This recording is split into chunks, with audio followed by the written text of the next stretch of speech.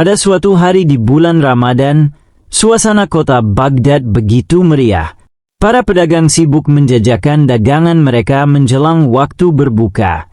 Namun, di salah satu sudut pasar, tampak seorang pengemis tua dengan pakaian lusuh dan wajah yang kusut. Ia duduk dengan tangan terulur, meminta belas kasihan dari para pejalan kaki. "Kasihanilah aku, wahai orang-orang baik.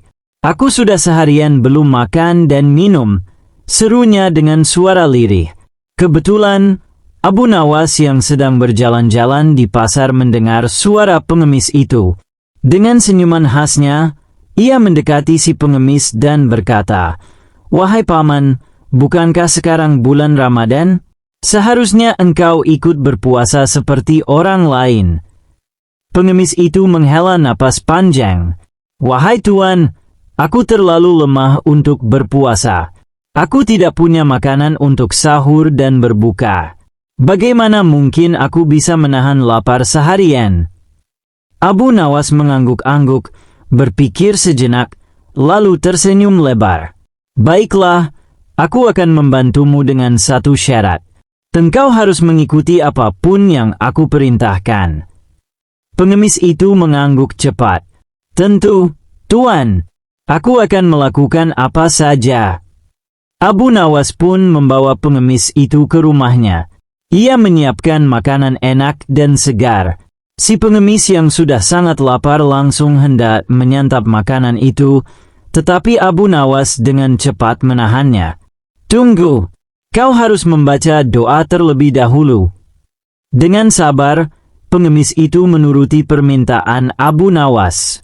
Namun, setiap kali hendak menyantap makanan, Abu Nawas selalu menemukan alasan untuk menunda, entah dengan berdoa lebih panjang atau menceritakan kisah-kisah lucu. Hingga akhirnya, suara adzan maghrib berkumandang. "Sekarang, kau boleh makan dan minum," kata Abu Nawas sambil tertawa. Pengemis itu melongo, lalu tertawa juga. "Tuan Abu Nawas, ternyata aku berpuasa hari ini tanpa sadar.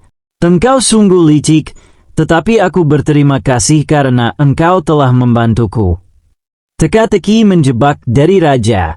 Kisah Abu Nawas tidak berhenti di situ.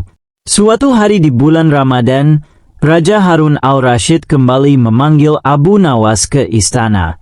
Seperti biasa, sang raja selalu mencari cara untuk menguji kecerdikan Abu Nawas. "Abu Nawas, aku ingin mengujimu dengan sebuah teka-teki. Jika kau tidak bisa menjawab, aku akan menghukummu," kata raja sambil tersenyum penuh arti. Abu Nawas yang sudah terbiasa dengan kelicikan sang raja hanya tersenyum. "Silakan, Baginda. Aku siap menjawab pertanyaan Baginda." Raja lalu berkata, "Dalam bulan Ramadan ini, aku ingin kau membawakan sesuatu yang bisa dimakan, tetapi tidak boleh dimakan. Kau hanya punya waktu 1 hari untuk mencari benda tersebut."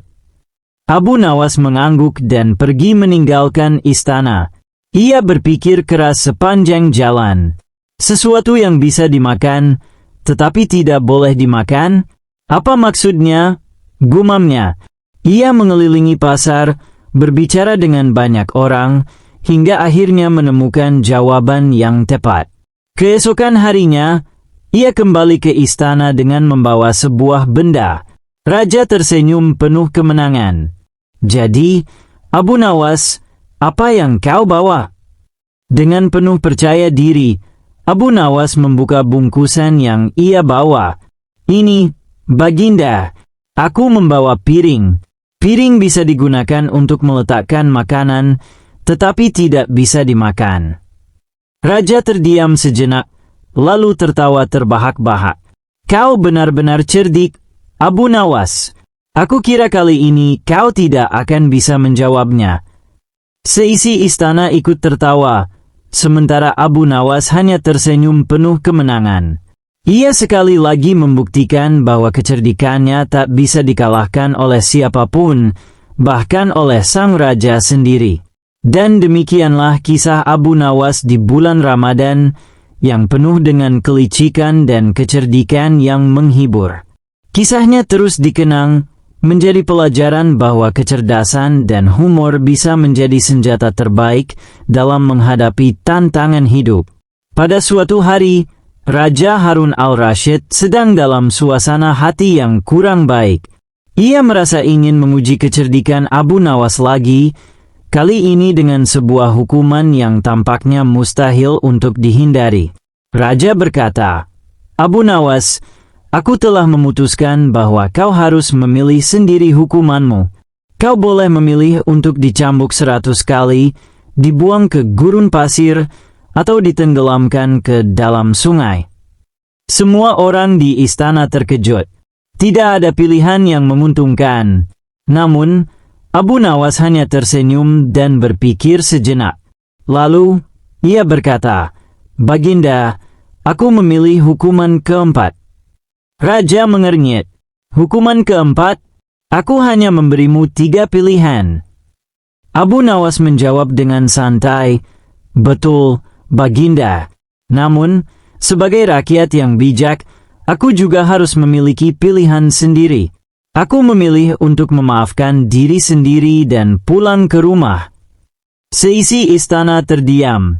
Raja menatap Abu Nawas dengan takjub, lalu meledak dalam tawa. "Abu Nawas, kau memang selalu punya cara untuk lolos. Baiklah, kali ini aku mengampunimu." Abu Nawas pun pulang dengan kemenangan, sementara seluruh istana tetap terkagum-kagum dengan kecerdikannya. Pada suatu hari di kerajaan Baghdad, Raja Harun al-Rashid sedang bosan. Ia ingin menguji kecerdikan Abu Nawas yang terkenal licik dan bijaksana. Maka dipanggillah Abu Nawas ke istana. Tantangan ujung bumi. Raja berkata, "Abu Nawas, aku punya tugas untukmu. Aku ingin kau pergi mencari ujung bumi dan kembali membawa bukti bahwa kau telah menemukannya." Abu Nawas tersenyum. Ia tahu, jika ia menolak, bisa saja raja akan menghukumnya. Maka ia pun mengangguk dan berkata, "Baiklah, Baginda. Beri aku waktu untuk melakukan perjalanan ini." Raja setuju, dan Abu Nawas pun berangkat. Namun, ia tidak benar-benar pergi jauh. Ia hanya berjalan keluar istana, berkeliling ke desa-desa sekitar, lalu kembali dengan membawa sebuah peta dan sebuah batu kecil. Ia menghadap raja dan berkata, "Baginda, setelah perjalanan panjang dan penuh rintangan, akhirnya aku sampai di ujung bumi. Ini adalah batu dari ujung bumi sebagai bukti." Raja mengernyitkan dahi. "Dari mana aku tahu ini benar-benar dari ujung bumi?" Abu Nawas tersenyum lebar. "Baginda, setiap tempat di dunia ini memiliki ujungnya sendiri. Jika Baginda melangkah dari titik manapun, teruslah berjalan, maka Baginda akan sampai di tempat ini kembali. Jadi, ujung bumi ada di mana-mana, bahkan di istana Baginda sendiri." Raja tertawa terbahak-bahak. "Kau memang cerdik, Abu Nawas. Tapi aku belum selesai mengujimu." Tantangan ujung pelangi. Raja kemudian berkata, "Baiklah, kalau begitu aku punya tantangan lain. Aku ingin kau mencari ujung pelangi. Kau harus kembali dengan membawa secuil dari ujung pelangi itu." Abu Nawas berpura-pura berpikir keras. "Tentu, Baginda. Izinkan aku mencari ujung pelangi dan aku akan kembali dengan buktinya." Ia pun berangkat. Kali ini, ia pergi ke ladang luas dan menunggu hujan reda. Setelah pelangi muncul, ia berlari ke arahnya, tetapi pelangi itu selalu menjauh. Akhirnya, ia mengambil segenggam air dari tanah yang masih basah setelah hujan. Setelah beberapa hari, ia kembali ke istana dan berkata, "Baginda, aku telah menemukan ujung pelangi dan ini buktinya." Raja melihat air dalam genggaman Abu Nawas dan mengernyit. "Ini hanya air. Mana ujung pelangi yang kuminta?" Abu Nawas tersenyum. "Baginda, ujung pelangi hanya bisa disentuh oleh mereka yang mengerti bahwa keindahan tidak bisa digenggam. Pelangi hanya ada karena pantulan cahaya, dan tanpa air, pelangi tidak akan muncul. Maka, inilah ujung pelangi, Baginda. Raja kembali tertawa puas. Kau benar-benar sulit dikalahkan, Abu Nawas. Permasalahan Ramadan. Saat bulan Ramadan tiba, Raja Harun al-Rashid kembali memuji kecerdikan Abu Nawas. Ia berkata, Abu Nawas, aku ingin melihat apakah kau bisa tetap berpuasa jika aku memberimu hidangan yang paling lezat di siang hari. Abu Nawas mengangguk. Tentu, Baginda. Di hari pertama ujian, Raja memerintahkan para koki kerajaan untuk membuat hidangan terlezat dan menyajikannya tepat di depan Abu Nawas saat siang hari. Namun, Abu Nawas tetap tenang dan tidak menyentuhnya. Raja heran dan bertanya, "Kenapa kau tidak makan, Abu Nawas? Makanan ini begitu lezat."